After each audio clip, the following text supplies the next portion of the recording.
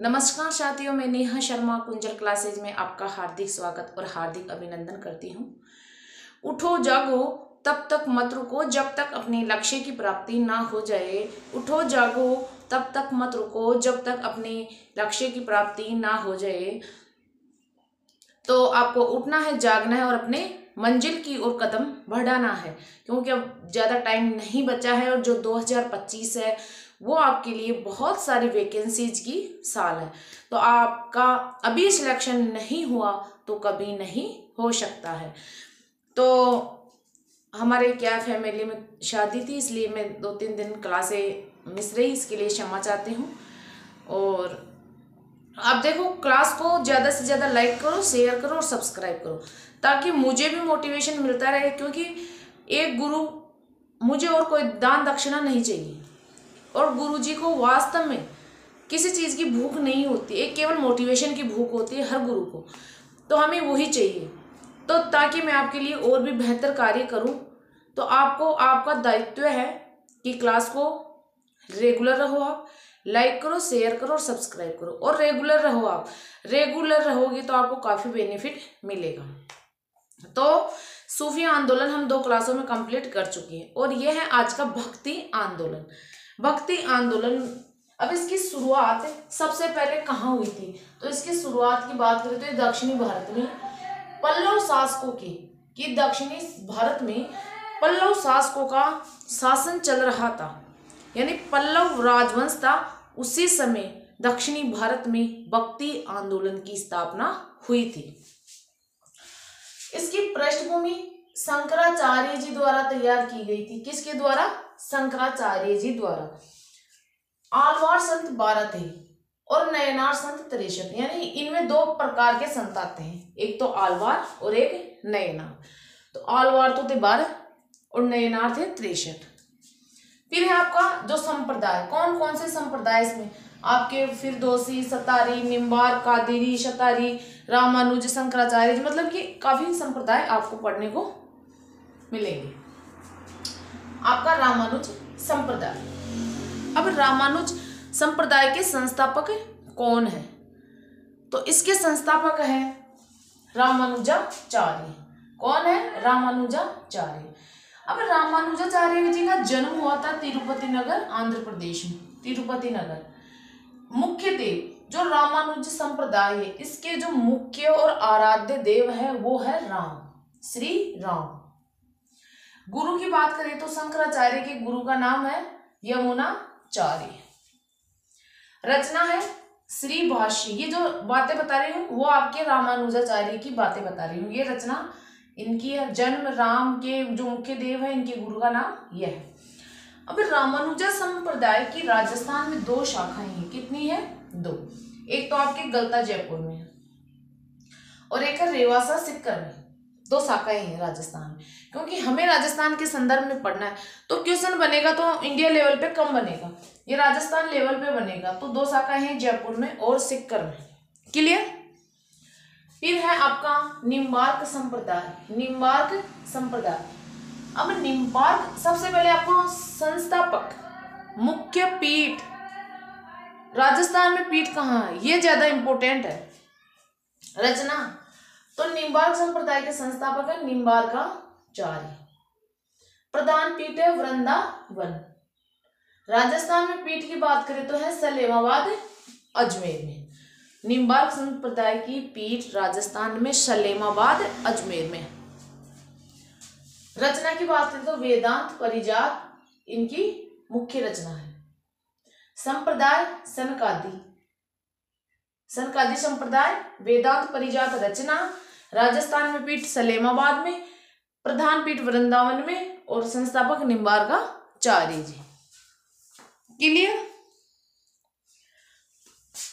फिर है कादिरी संप्रदाय।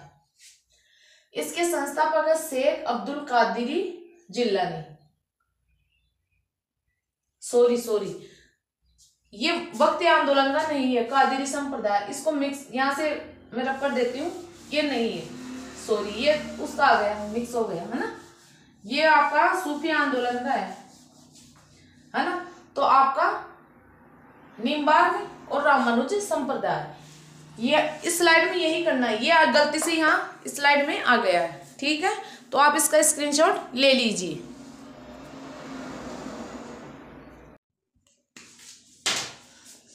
अब आपके माधवाचार्य जी हैं, तो माधवाचार्य जी ने जो दर्शन दिया था उसका नाम है द्वैतवाद। द्वैतवाद दर्शन माधवाचार्य जी ने दिया था। और ये जो माधवाचार्य जी है ना, ये आपके लक्ष्मी नारायण जी के उपासक थे। किसके? लक्ष्मी नारायण जी के उपासक थे और ब्रह्म संप्रदाय के प्रतिपादक थे। कौन थे? माधवा संप्रदाय। अब देखो, ब यानी ब्रह्म और म यानी माधवाचार्य, ये पांचवा अक्षर, सॉरी ये तीसरा और ये पांचवा अक्षर। फिर है रामानंदी संप्रदाय, इसके संस्थापक है रामानंद जी। रामानंद जी को उत्तरी भारत में भक्ति आंदोलन की स्थापना करने का श्रेय दिया जाता है। इसको इंपॉर्टेंट लगा लो। यानी जो उत्तरी भारत है उसमें रामानंदी संप्रदाय को लोकप्रिय रामानंद जी ने ही बनाया था। ये इंपॉर्टेंट फैक्ट है, एग्जाम में ऐसे कैसे पूछा गया क्वेश्चन है। अब रामानंद के गुरु का नाम है राघवानंद। क्या है? राघवानंद। इनके ग्रंथ का नाम आनंद भाष्य है।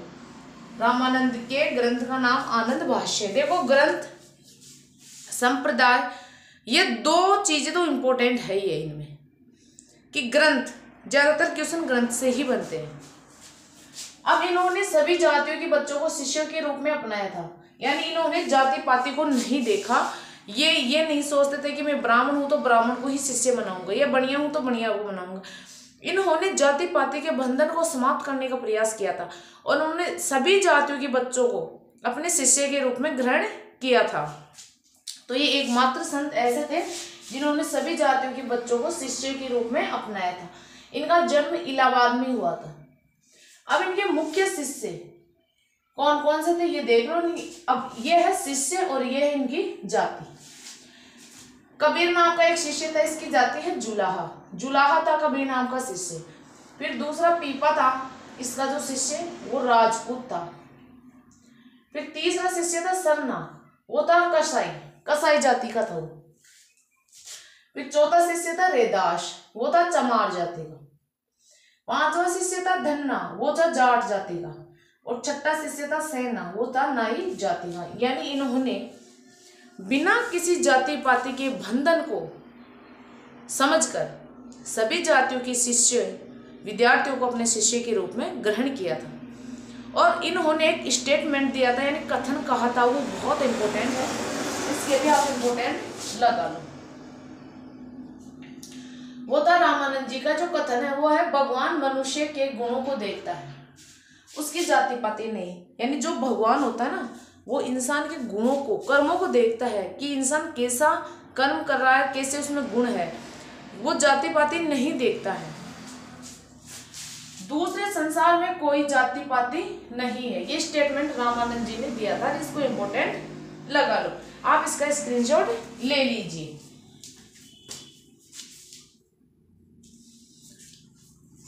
अब आपको रेगुलरिटी के साथ पढ़ना है। नोट्स आप बना रहे होंगे। चीजें जो समझ में नहीं आई है तो मुझे कमेंट में जरूर बताना, क्योंकि इसमें वैसे कोई ज्यादा समझने वाली बात तो है नहीं, बस याद करना है, समझे समझाइए इसमें। या तो छोटे बच्चे भी ऐसे इतना तो याद कर लेते हैं, केवल याद करना है आपको, फैक्ट समझना है, बार बार रिवाइज करना है। और इसमें वो कोई बात नहीं है कि मैथ नहीं है, कोई साइंस नहीं है, या कोई संस्कृत नहीं है जो ग्रामर चल रही है, या कोई मतलब कि मैथ में तो क्या जो सवाल निकालने होते हैं उनको समझना होता है। लेकिन इसको क्या है, एक बार अच्छे से याद कर लो, दोबारा रिवाइज कर लो, 3 बार रिवाइज कर लो, आप भूल नहीं सकते इस चीज को। लेकिन रेगुलरिटी आप में होनी ही चाहिए। अगर आप रेगुलर रहोगे तो ही ये चीजें आपके दिमाग में रहेगी, वरना साफ हो जाएगी। ठीक है, तो मिलते हैं अगली क्लास में। जय हिंद, जय भारत।